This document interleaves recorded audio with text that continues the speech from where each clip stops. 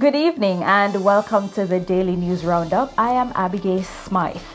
Among the stories in this evening's newscast, the bodies of two security guards found on China Harbour Engineering Company's compound in St. Andrew. 5 shot, 2 fatally during robbery at supermarket in porous Manchester. 4 people killed following 2-vehicle crash on Palisadoes Main Road. 26-year-old man charged for murder of his 39-year-old girlfriend. Vendors left counting losses after fire at Coronation Market. In business, local fuel distribution company adds new category of fuel. In the region, Guyana launches first auction for development of new oil blocks. Further overseas, severe winter weather hits the UK. And in sports, Morocco creates continental history, becoming first African nation to qualify for World Cup semi-finals.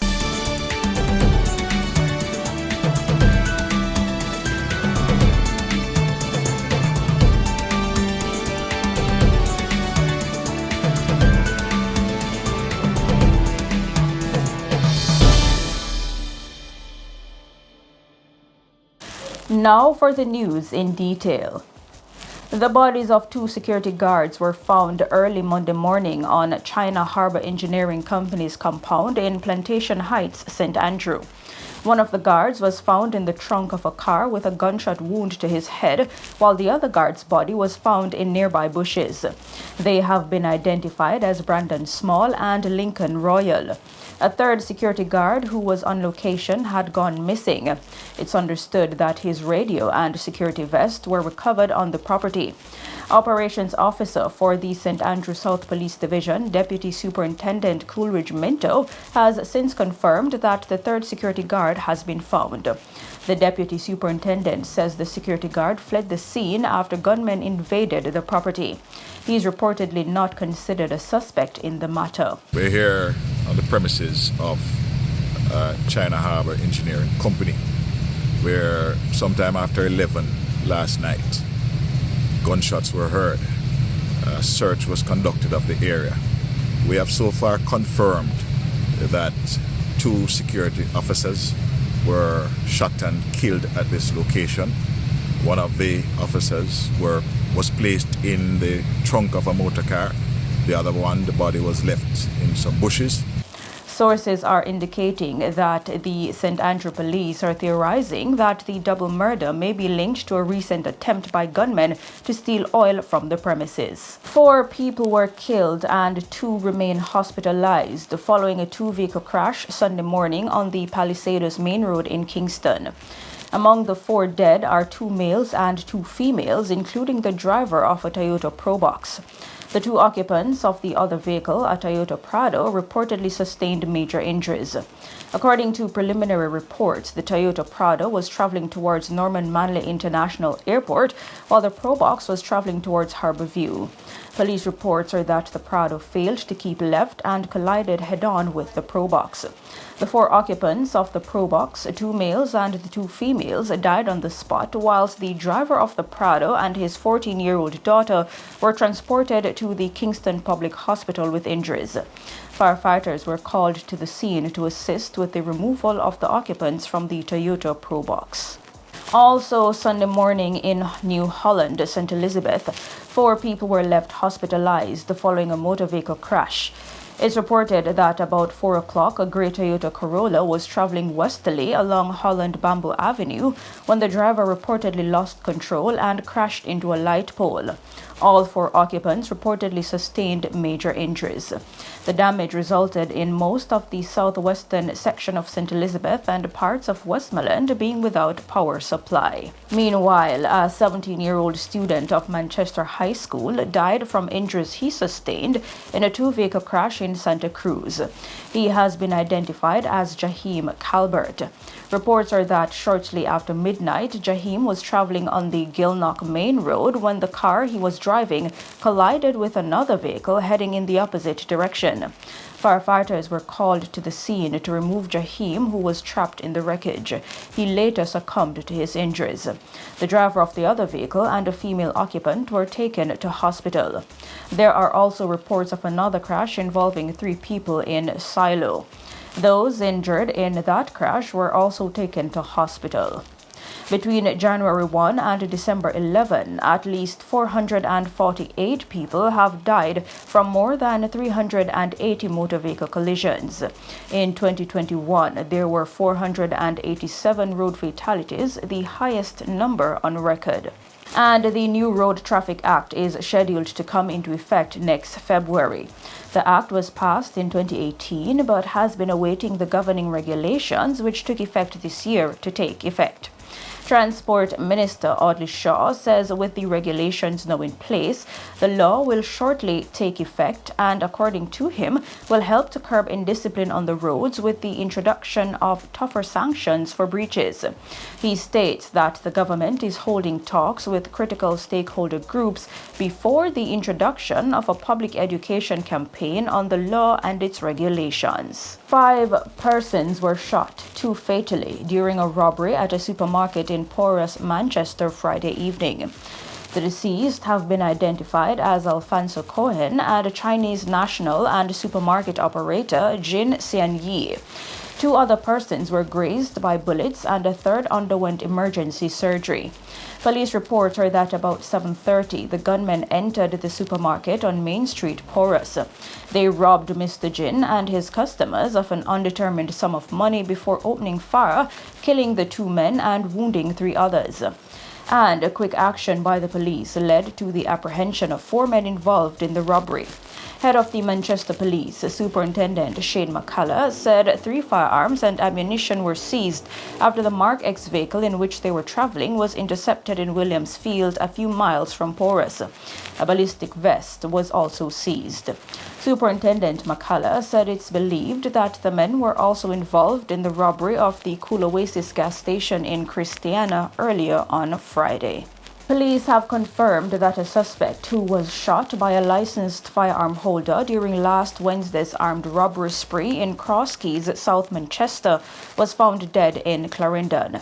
Detectives theorized that the man's body was dumped by his cronies following the robbery of a gas station, bar, lottery outlet, and restaurant in Cross Keys.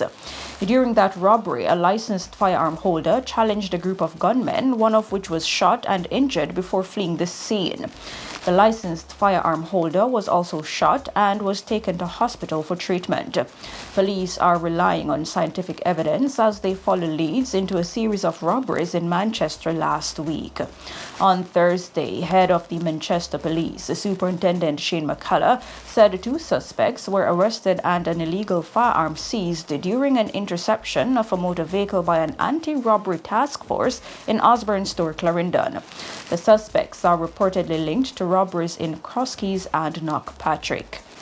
And a source has confirmed that a police constable is in custody in relation to an ongoing investigation into crimes, including the double murder and armed robberies in Manchester in recent days.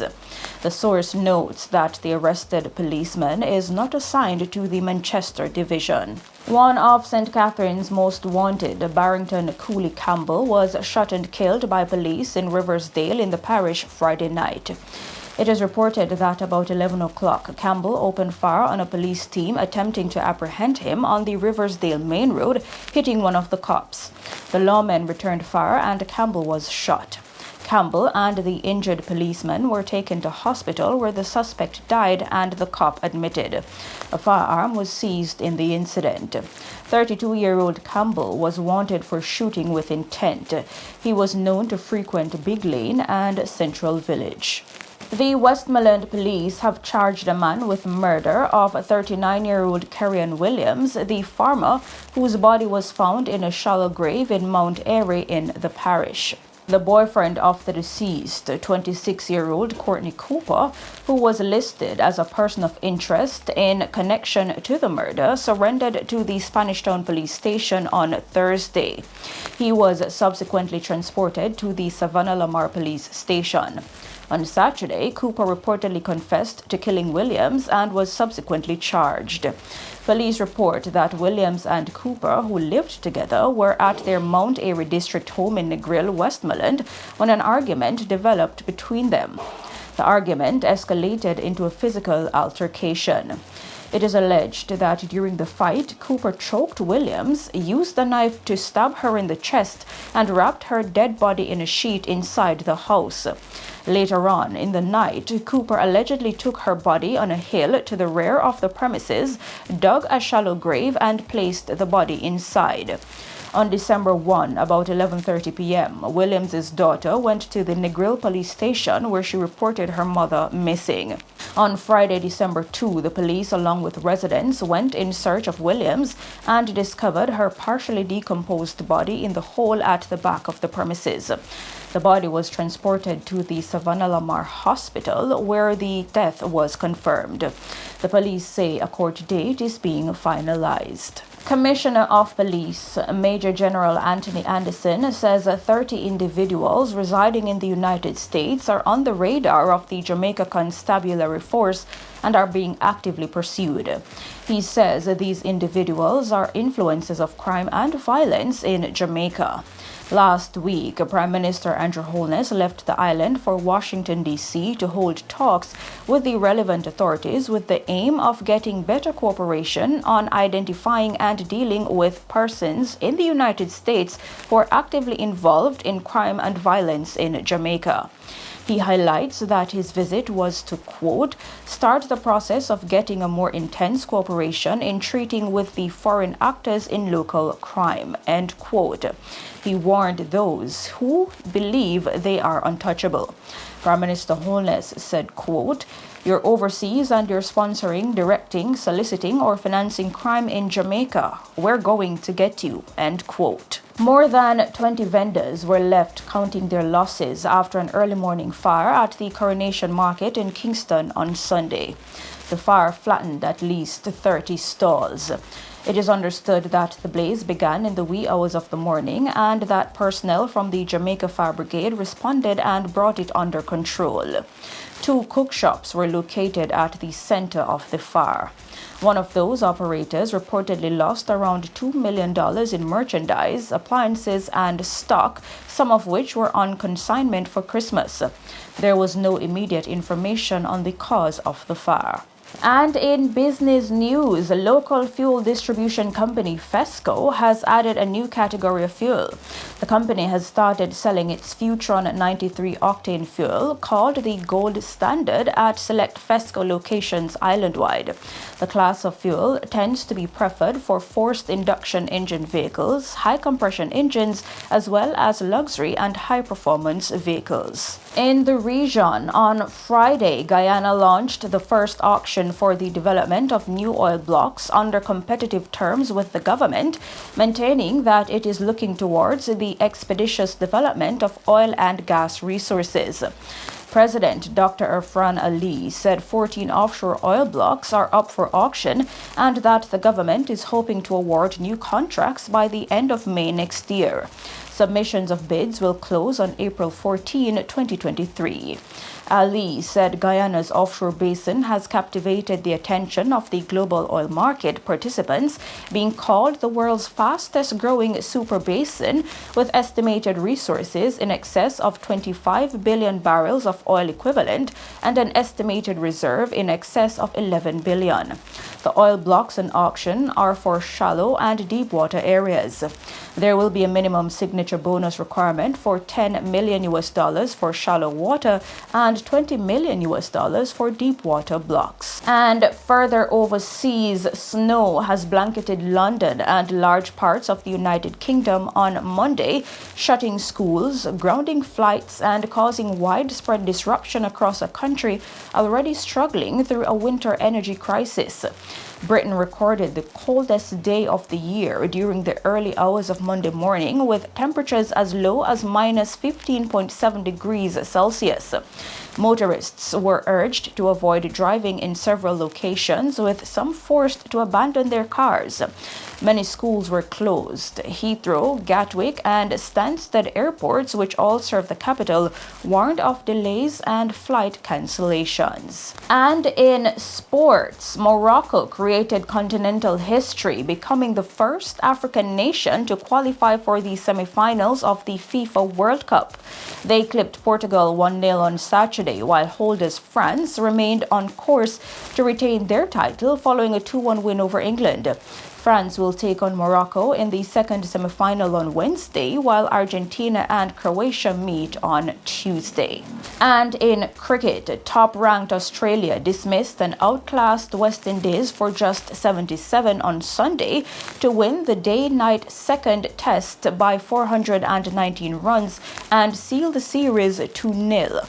West Indies resumed day 4 on 38 for 4 and were all out in the first session. Australia won the first test at Perth by 164 runs. The defeat ended the reign of West Indies head coach Phil Simmons, who announced his intention to quit after their disastrous recent 2020 World Cup campaign when they exited in the first round.